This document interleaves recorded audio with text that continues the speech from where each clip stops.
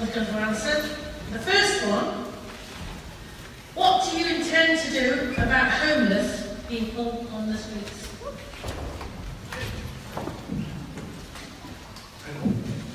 Well, the one thing I have noticed is that there does seem to be a fair number of people who are homeless on the streets in Hanley and indeed in Stoke itself. What has to happen is we need to build more homes. That is the bottom line. You know, at the moment, there is around a 3,000 waiting list in this area for people to get a council house. And the problem that we have is that a council house hasn't been built in this area for nigh on 30 years. It's not good enough. There needs to be a council house building programme. And the problem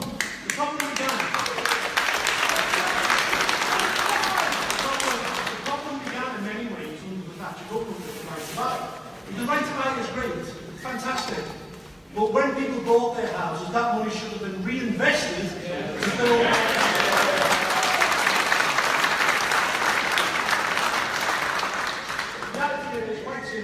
We need to build more houses and we need to get the homeless off the streets as soon as possible.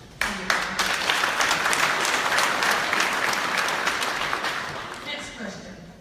Given that 2/3 of constituents voted to leave the EU, how would you seek to represent their views in Parliament? Well, he's going to speak up for them, isn't he? Quite simple, really, isn't it? He's going to argue for Brexit. And there's no such thing, folks, as hard Brexit or soft Brexit.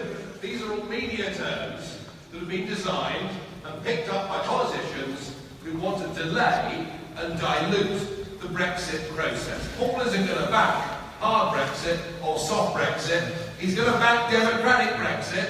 He's going to try and make sure you get what you voted for, and the Labour candidate will do the very opposite. So it's up to the 70% who voted for Brexit and helped us to win that war to make sure we win the peace. And I believe that you are going to do it.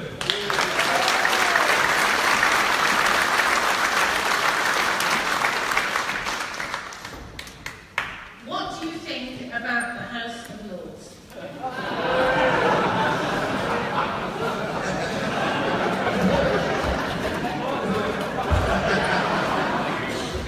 Well, I did have an idea. My idea was to get him a peerage and then abolish it.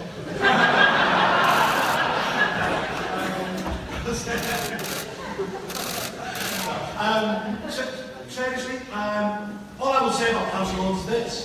If the House of Lords try to meddle or mess or slow down Brexit, they will be signing their own death warrants.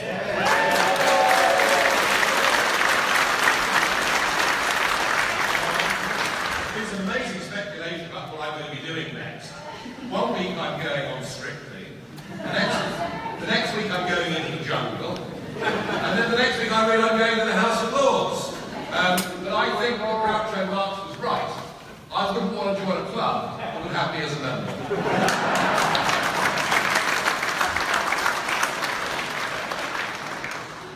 What will you do to reverse the decline and depression that has affected Stoke after years of Labour neglect to complacency?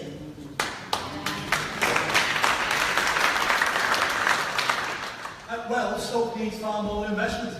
That is key. And, you know, let me throw this figure out at you. In London, at the moment, they're getting around £5,000 per head spent on infrastructure. In the West Midlands, it's under £500. Everything is being sucked into London. All of the money, all of the big infrastructure projects are occurring, maybe not just in London, but for the benefit of London. Take HS2, for example. HS2, which by the way is bypassing Stoke altogether, is being built for the benefit of one place and one place only. It's London. It will suck even more money and more business into London, and it will leave places like Stoke-on-Trent wears off. But they need, again, it needs a big house building programme. I'll give you another idea that I've got, actually, which I'll float tonight. Stoke needs an arena. It needs an arena. Liverpool has an arena, as the the Echo Arena. Manchester has the MEN. Nottingham has just got an arena which is a city of a similar size. Why can't Stoke have an arena which will bring masses of business into the local area? So the answer to your question, Jill, is Stoke needs a bit of TLC and it needs major investment.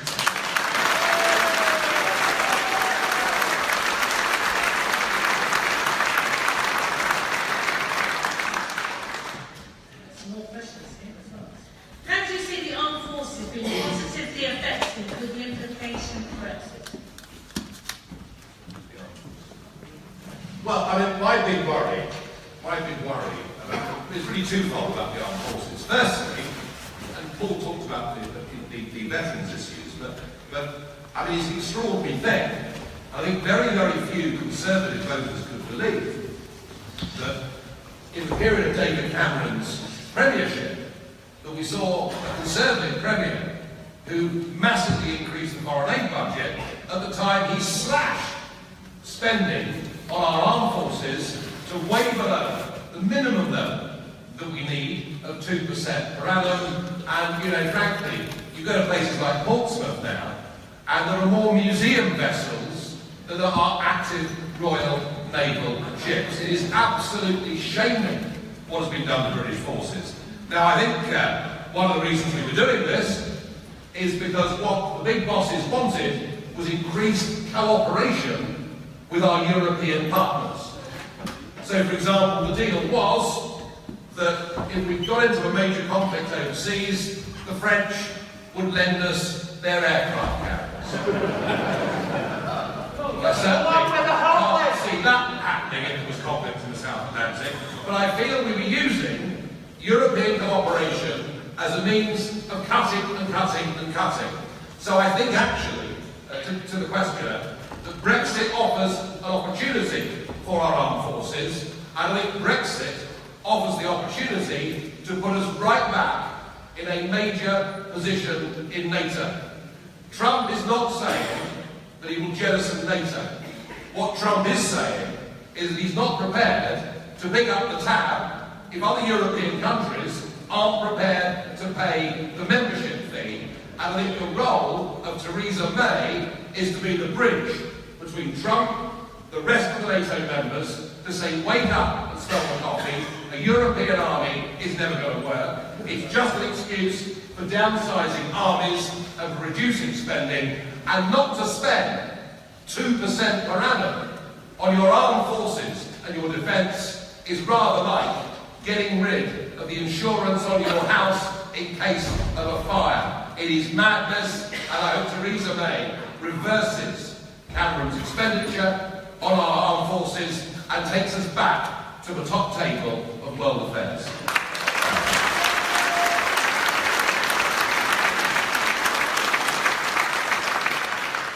I will add to that. I mean, I remember watching the, I'm sure many people here will, I remember watching the debate that Nigel had with Nick Clegg in the 2014 European election campaign.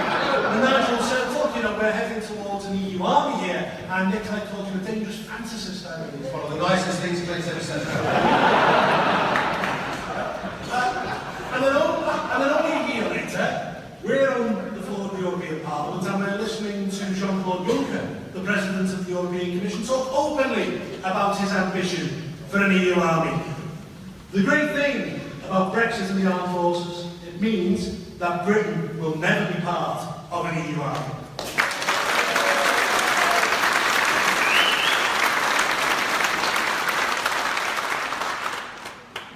This question says to both of you, what do you feel for the protesters getting wet outside?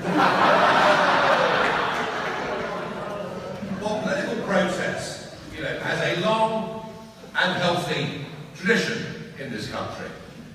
But let me tell you a funny thing. I've been involved in UKIP from the very start. I'm one of the founding 12 members of this party.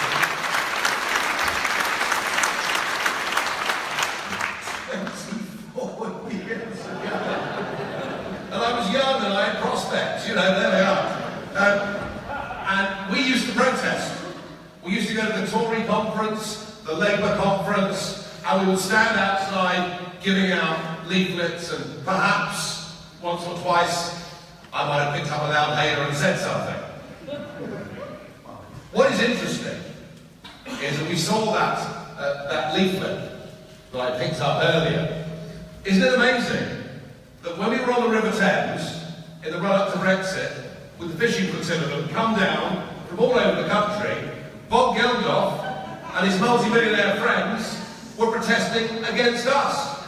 That what we saw in the European Parliament last week was the Labour Party protesting against us.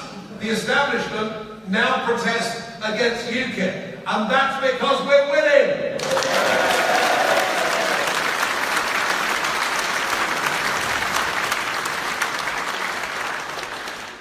I absolutely have no sympathy with those protesters whatsoever. This is the ugly face of Corbyn's Labour Party. And it really is. I think something which happens out there tonight. One of our members who's in here is an Orthodox Jew. And as he's walking in, one of the protesters shouts at him, "Go home." Go home. Go home where? Back to Manchester? Where he's from? I mean, this is the face, the nasty face of the hard left in Britain. So if they've got wet, I have absolutely no sympathy whatsoever.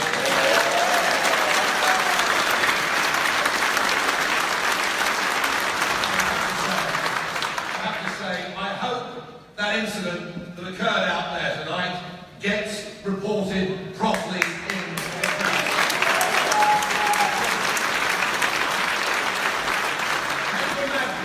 Can you imagine if one UKIP member had said something disobliging to a Muslim or anybody from any other part of the world? People like Paul and I would be painted out to be complete and utter monsters. Well, I'm afraid some of the people that support Jeremy Corbyn,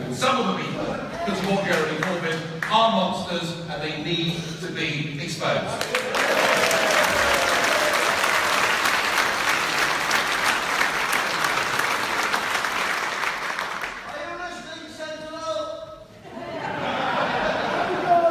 Paul, this is for you. Although I respect your personal opinion and thoughts on the NHS being an outdated service, what is UKIP's official stance under your leadership?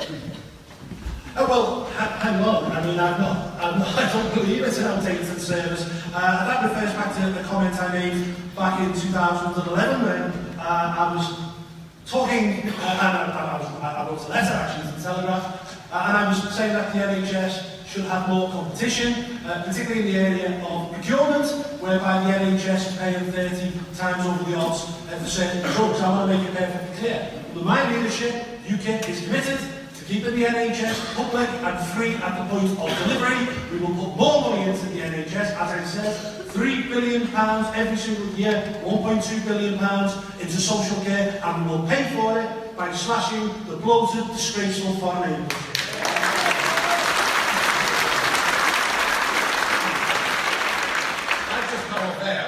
I do it on a radio show some evenings, one of you might have heard it. And my question tonight was that given that health tourism is back as a subject being discussed, and remembering that in 2015, when I said in the general election that I thought the £2 billion a year that health tourism was costing the NHS was a disgrace, and I was treated as a political pariah for daring to say, I was condemned by Miliband, Cameron, that woman from north of the border.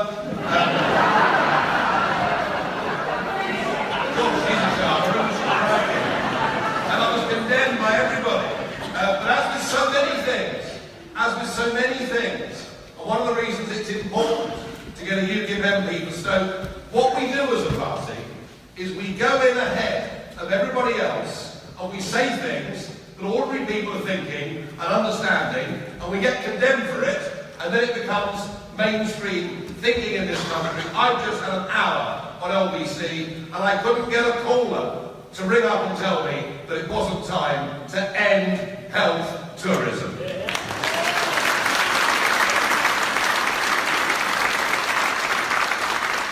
And by the way, I refuse to be lectured or hectored by the Labour Party. when it comes to the NHS. By the way, this is the party of PFI, which has saddled up the NHS with an £80 billion debt. It is the party of MRSA, it is the party of mid-staffs. I will not be lectured to on the NHS by a Labour party. In fact, Nigel Farage would turn in his grave if he could see this.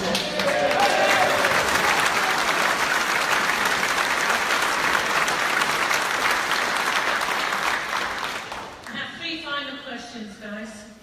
This one, which I think is very important. Funny enough, our casework that we've had coming into your office has been about to save the people in this community.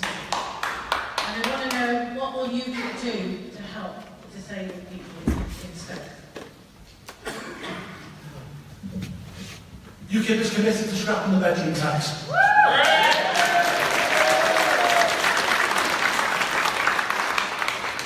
But we're also committed to doing away with these ATOS-style assessments, which are nonsense, particularly if you've got a degenerative disease, whereby you're never going to get better, you're only ever going to get worse.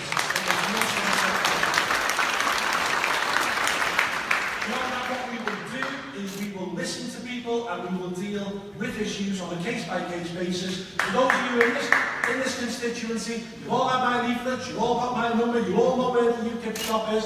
Drop in, I'm always there and I'm always ready to listen.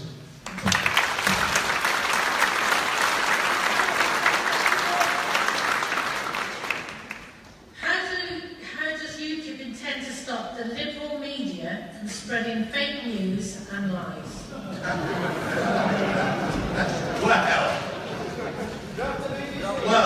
Well, yes, I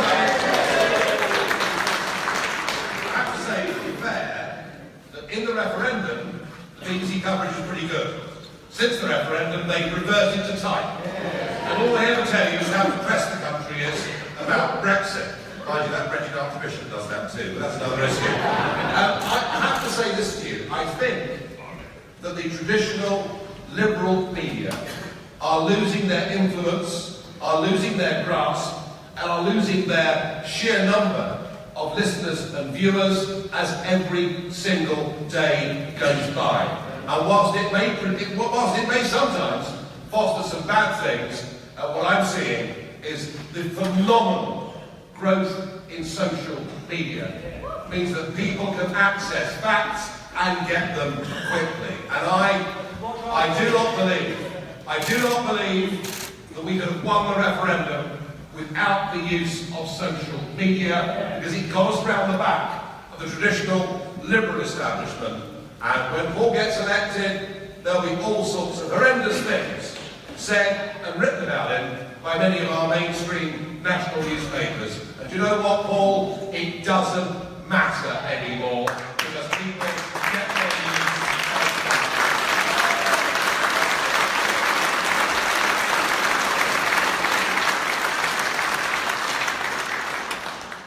It's all right, Captain.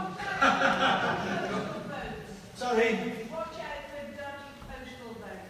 Yes. Well, on the postal vote issue, watch out for dodgy postal votes, okay? I will say this, UKIP, as a party, is committed to repealing parts of the Representation of People Act 2000, whereby you can have postal votes on demand. Let's go back to the old system, whereby if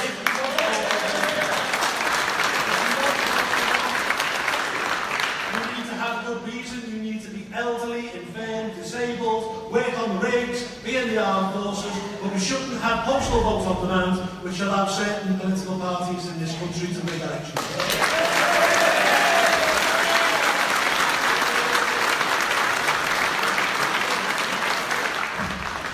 Last question. As the Israeli Prime Minister is visiting the UK today, what positive message does UKIP have for our relationship with the only democracy in the Middle East?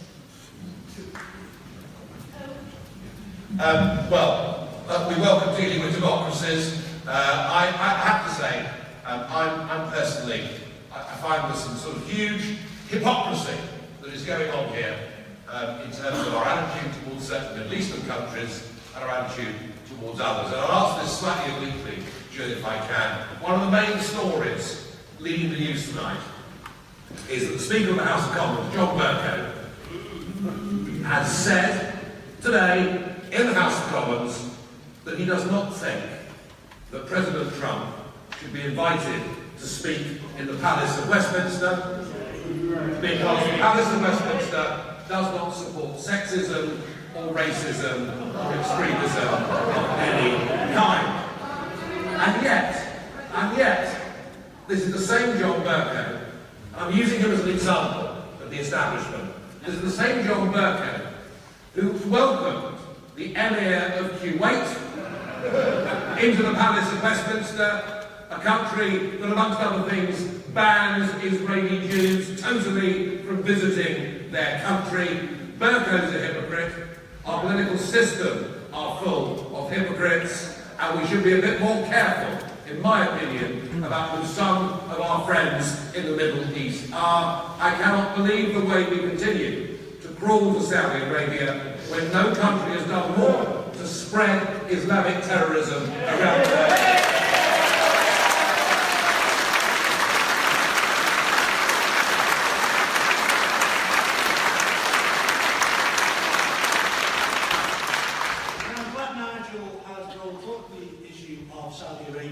In my opinion, Saudi Arabia, a country which prevents women from driving, which beheaded someone last year for witchcraft, which spreads Islamic fundamentalism all over the globe, is a rogue state. And it's interesting, isn't it, that over a million people now have signed a petition suggesting that Donald Trump not be given the state visit. Yet we allowed the King of Saudi Arabia to come here only a few years ago. And I can't believe that we as a country sold more arms to Saudi Arabia last year than we did to anybody else. Dirty money, it is. It's dirty money, it's wrong, and we should call Saudi Arabia out for everything that it's done wrong in the past 2 decades.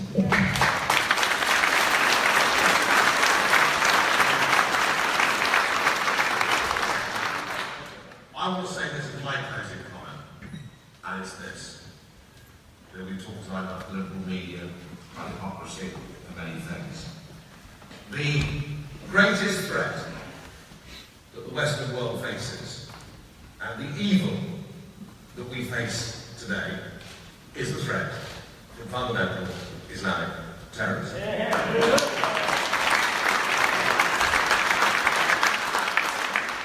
Pleased we voted Brexit. I'm pleased we're not part of Schengen. I look at countries like France and Belgium, and frankly, I shake my head, because we all know there are many further outrages to come there.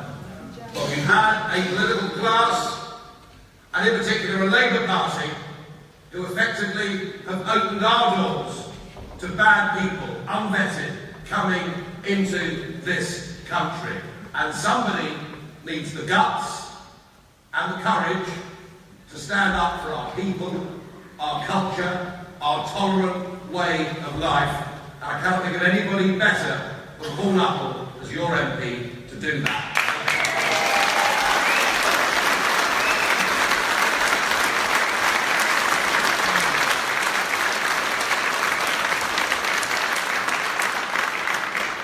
I'm going to finish by saying this. There's a great feeling on the ground in this seat. Our returns are looking very promising indeed. People are flocking to us. People want us. People need us. People are crying out for change in Stoke-on-Trent Central. They're also crying out for a national voice, someone who can stand up in the House of Commons and can shout out loud on their behalf, and who will get things done.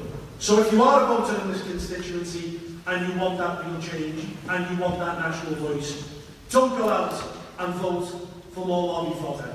Don't go out and vote for another Labour voice in the wilderness. Go out, vote UKIP, make that change, make this place the capital.